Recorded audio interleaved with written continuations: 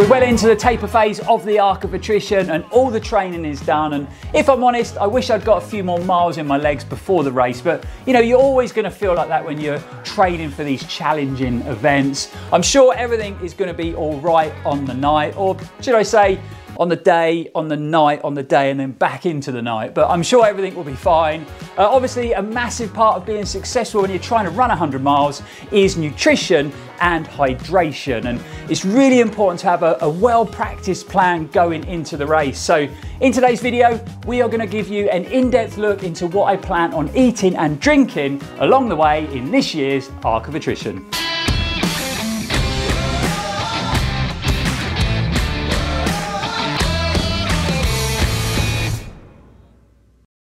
Welcome back, folks. I'm Lloyd Purvis and you are watching Run4Adventure, and welcome to episode 4 in our Arc of Attrition series. Now, if you've missed the previous 3 episodes, they're definitely worth watching, so what I'll do is I'll link them in the description below in case you do want to check them out. And again, if you've been enjoying this series, finding it helpful, then why not come along and join the Run4Adventure family. Super simple to do, just by clicking on that little red subscribe box down there in the corner. Only takes a second and it is completely free, but it really does help the channel out. Also, we just recently come back from the National Running Show up in Birmingham at the NEC. If you're up there, guys, and you came over and you had a chat, thanks very much. It was awesome to meet so many of you in the show, and you had so many positive things to say about the channel. So again, thanks for giving up your time, coming over, saying hello. It really is appreciated. Now, over the years of doing endurance sport, whether it be swimming, cycling, triathlon, or running, I have tried out a lot of different nutritional products and nutrition plans. I have to say, some have worked really well and some not so well. So like a lot of things when it comes to running a long distance, nutrition is super personal, and what works really well for me might not work as well for you guys at home. So it's always really important to test out your nutrition thoroughly before race day, and this is what you can do while you're doing your training, while you're building up to the event, out on those long runs. You know, try out different fueling strategies, try out different food groups. You know, is it fruit? Is it malt loaf? Is it a pork pie? Is it a certain type of sports gel that works best for you? Because the last thing you want to be doing is putting anything new into your system on race day. Our bodies are working extremely hard to keep that forward momentum going, especially on a challenging route like the Arc of Attrition. So we need to get those calories back in the system as efficiently as possible. And sometimes the digestive system finds that really hard, especially if what you're consuming you've never tried before on a long run. Because of this, I've been testing out my fueling and hydration quite thoroughly over the last month. So every time we've gone out on a long run, I've been playing around with different products, different gels, different bars, and taking in different amounts of carbohydrate just to see what works best for me. And I've been running ultras long enough that I know you can have the best made plans when it comes to nutrition, and it can still go horribly wrong on the day, because a lot of it does just come down to how your body's going to process and deal with things on that day. So yes, you need an A plan, but you also need a B, a C, a D, and an E, just in case things do go wrong. But when it comes to sort of my A plan, when it comes to nutrition for the race, this is what we've come up with. I say us because I've been working really closely with the guys from Precision Fuel and Hydration when it comes to my nutritional plan and my hydration plan. So the first thing I'm going to do is set the alarm on my watch for 40-minute intervals. So then it's going to vibrate and let me know when it's time to take some fuel. I'm planning on getting in 30 grams of carbohydrates every 40 minutes from the start of the race. That's going to be in the form of one of their energy gels or one of their really tasty chews that have become a big favorite of mine. Both have 30 grams of carbs in it, so it's pretty simple. One of either of these every 40 minutes, depending on what I fancy at the time. Now, if you've never set an alarm for nutrition on your watch and you can do that, it's definitely worth doing, because it is amazing how fast time can fly by when you're sort of in that running zone out on the coast path, and before you know it, 2 hours can be gone and you haven't eaten anything. By taking a gel or a chew every 40 minutes is going to give me 45 grams of carbs every hour. speaking to the guys at Precision Fuel and Hydration, they kind of recommended anywhere between 30 or 60 grams every hour. So 45 grams is going to put me bang in the middle. And that's the plan that I've been using out on those long runs. And it has been working really well in my training. And it's been keeping my energy levels very consistent over the distance. Now, we've got two types of gel in our nutrition plan. So we've got the standard 30 grams of carb gels, but I've also got some caffeinated ones. These will give me a hit of 100 milligrams of caffeine. I've got to be honest, I'm not a big lover of taking on board caffeine when I'm running a race because it can have a really sort of negative impact on my stomach. But I think it'd be good to carry some if in case I'm going through the nighttime section, I'm starting to feel a bit sleepy, a bit weary. Through those witching hours, I can get a gel on board and have a good hit of caffeine to give me a bit of a lift. Obviously, in a race like the Arc of Attrition, we're going to be out there for a few hours, and it's probably going to be around 30 hours, I should imagine. And across that time, your body can start to sort of get fed up and reject sugary substances. So for me, it's not normally a problem. You know, I've done races like the Classic Quarter where I've run the whole race just on gels alone. I've consumed 13, 14 gels and had no issues. But 100 miles is a very different undertaking, and I wouldn't be surprised if at some point I start to crave more solid, savoury foods along the way. So this is where the main checkpoints come into play, and Mud Crew really know how to put a checkpoint on, and you guys are going to be so well looked after. So you've got Porthleven, you've got Penzance, you've got Land's End and St Ives.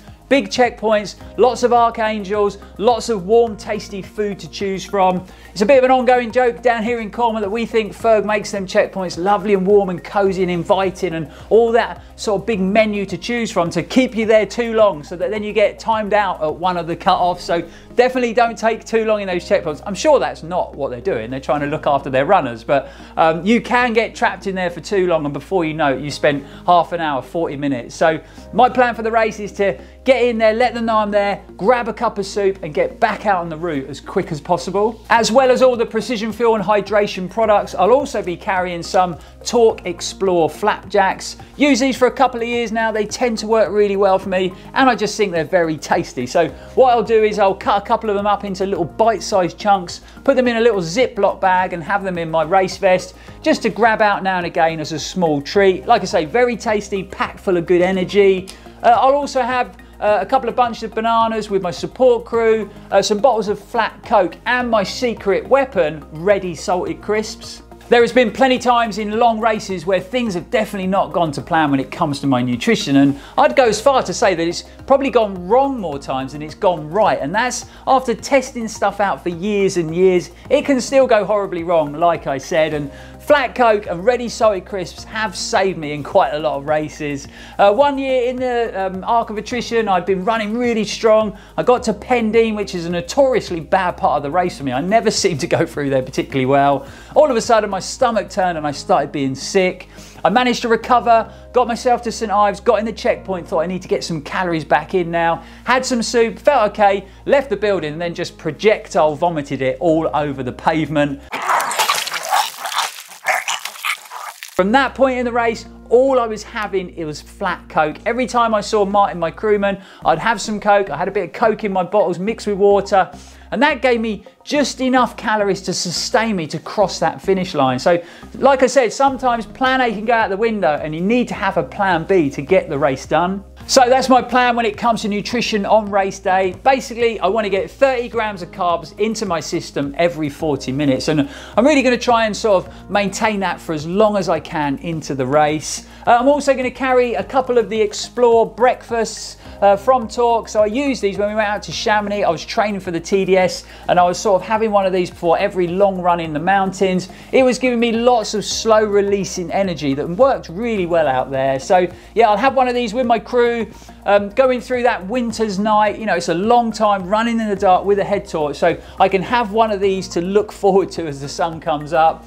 Simple for them to do, so just rip the top off, pour in 150 milliliters of hot water, give it a stir, zip it back up, and you have got a tasty, nutritious breakfast. I'll also have one of these at the morning of the race. So again, I'll take one of these, probably a banana as well, and then that will give me lots of sort of slow releasing energy to start the race with. When it comes down to race hydration, again, I've got a plan in place, and the guys from Precision Fuel and Hydration have helped me out again. So I'm planning on carrying 2 500ml soft flasks. I'm going to have clear water in one, and in the other, we're going to use their electrolyte tablets, the 1000 tablets. So 1 tablet to 500ml of water, it dissolves, drink away. I'm planning on consuming them 2 bottles over the course of 2 hours. So a litre of water every 2 hours. The initial plan was to put electrolyte tablets in both bottles, but I do like to run with a bottle of clear water. Don't get me wrong, the tabs aren't sickly sweet or full of flavour. You know, it's very, very subtle, but I just like to have clear water. So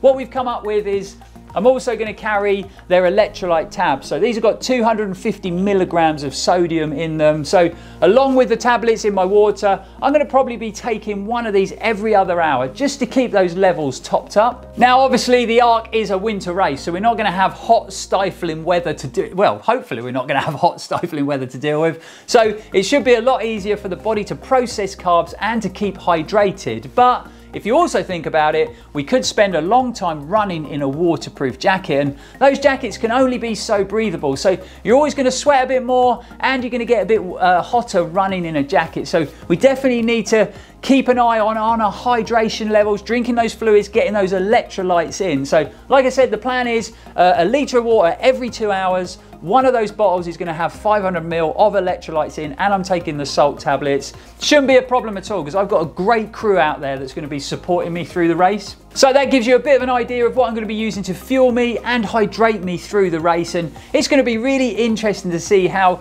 really sticking to a plan, how well that works. Also, Precision Fuel and Hydration are going to be using my Arc race as a case study. So I've got to monitor everything I eat and drink before the race on the morning, and then throughout the race all the way to the finish, hopefully. And then they're going to build a case study, which is super interesting. I've never done that before, so it's going to be great to have a look back and see the results. That's a wrap on episode 4, so we've got one more to come before the big day. And in that video, we are going to be taking an in-depth look at hopefully all the kit that's going to help me through the Arc of Attrition. So clothing, socks, gloves, headwear, head torches. We're going to be looking at the race vest that I choose to carry all my mandatory kit in, and obviously the all important shoe choice, or should I say shoes choice, because I'm going to have several pairs in with my crew, and I'll be making a few shoe changes as I make my way along the route. So I make that 3 more sleeps to go before we line up on that start line, and I have to say I'm very excited to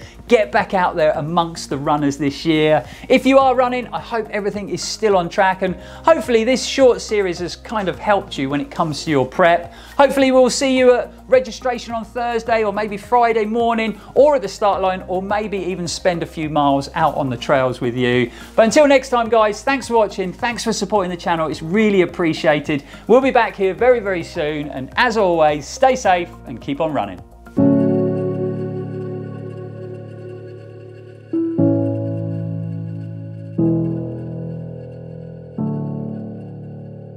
If I'm honest, I wish I'd got a few more miles in my legs, but you're always going to feel that way when you challenge, when you... Welcome back, folks. I'm Lloyd Purvis, and you are watching Run4Adventure. Hope everybody is fit and well out there, and keep that forward momentum going, especially on a challenging route like the Arc of Attrition. So we need to be able to get those calories back in the system as efficiently as possible.